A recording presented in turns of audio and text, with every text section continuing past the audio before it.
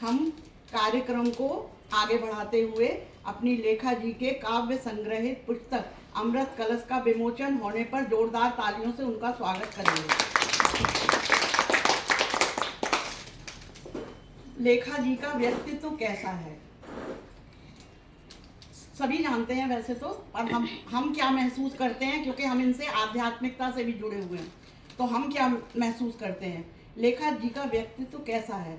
जो खुद को खुद से मिलवाती, जो खुद को खुद से, आप लोगों से अगर प्रश्न किया जाए कि आप कौन हैं, चलो किसी एक से भी, तो आप अपना नाम बताएंगी, हमें ये हॉबीज हैं, ये हैं, तो वो हमारा परिचय नहीं होता है। जिस ढंग से हम लोग इस परंपरा से जुड़ के हम लोगों ने महसूस किया है, वो परिचय कैसा है। जो खुद को खुद से मिलवाती, मैं का परिचय है करवाती, माने हम कौन हैं, मैं का परिचय है करवाती, अपने अंत में झांको तुम, अंतर में, अपने अंतर मन में झांको तुम, पहले खुद को पहचानो तुम। कुछ कुंठा मन में दबी हुई, अपन कहते हैं अरे वो तो बेकार है, अरे वो तो बेकार, पर हर व्यक्ति में कुछ ना कुछ विशेषताएं होती हैं जो दबी रहती हैं। वो समय मिलके, परिस्थितियां मिलके, लोगों से मिलके प्रस्फुटित होती हैं। कुछ कुंठा मन में दबी हुई, उसको तुम बाहर आने दो, उन दबी हुई कुंठाओं को एक बार प्रस्फुटित होने दो, उन दबी हुई कुंठाओं को एक बार प्रस्फुटित होने दो। ऐसा ये हम लोगों के साथ करती है।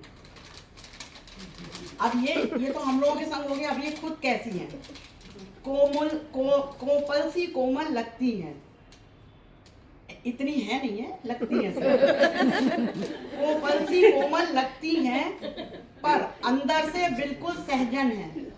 सहजन समझ नहीं, नॉर्मल नहीं, सहजन एक सब्जी होती है, ड्रमस्टिक, तो वो दिखती स्ट्रेट है, हार्ड है, पर वो बहुत सॉफ्ट होती है। उसको जोर से अगर आप जरा सा मोड़ो, चट से टूट जाती है।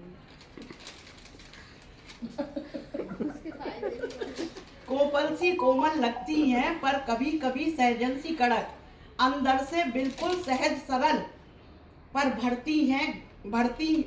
भरती गागर में सागर।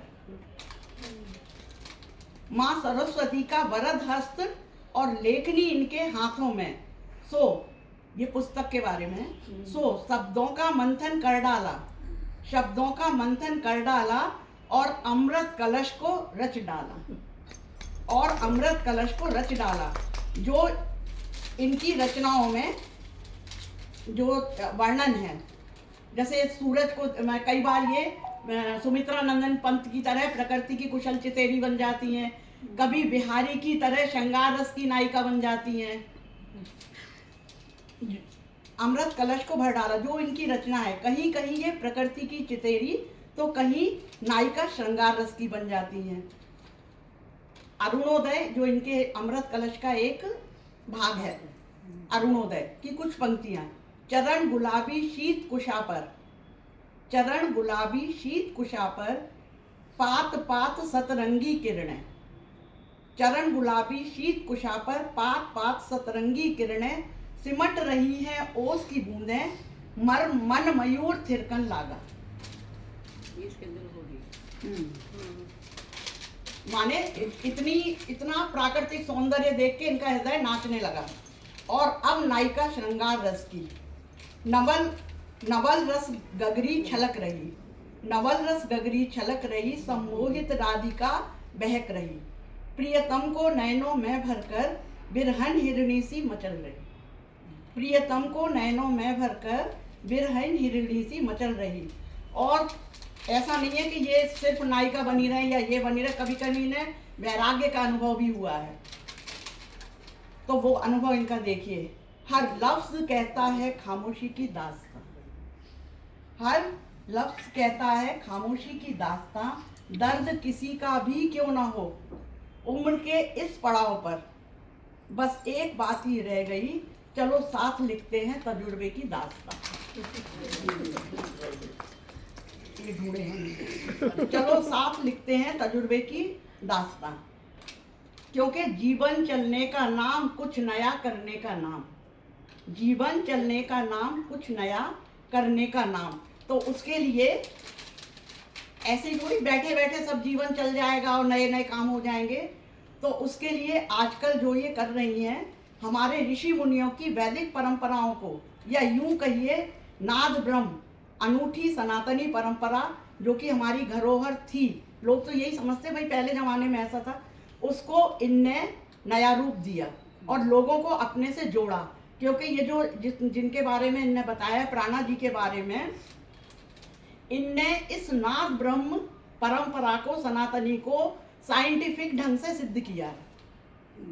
चाहे वो हमारे चक्रास हों, चाहे वो हमारी आर्टरीज हों, चाहे वेन्स हों, सबको इनने साइंटिफिक ढंग से किसका क्या वर्क है और कौन कितनी फ्रीक्वेंसी से क्या चीज हमारी घूमती है, तो उसमें इन्होंने, प्राणा जी ने जो साइंटिफिक ढंग से सिद्ध किया है, उसकी इनको गुरु बनाया है, जो ये हम लोगों को दे रही है।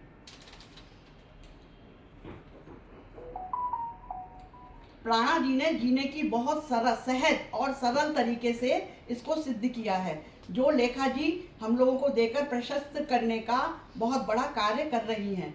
श्री प्राणा जी ने इसे वैज्ञानिक तथ्यों पर सिद्ध किया। तो आप लोगों की भी जो भी चाहते हैं, ये जुड़िए और सीखिए और अपने अंदर क्या हो रहा है वो देखिए। Thank you.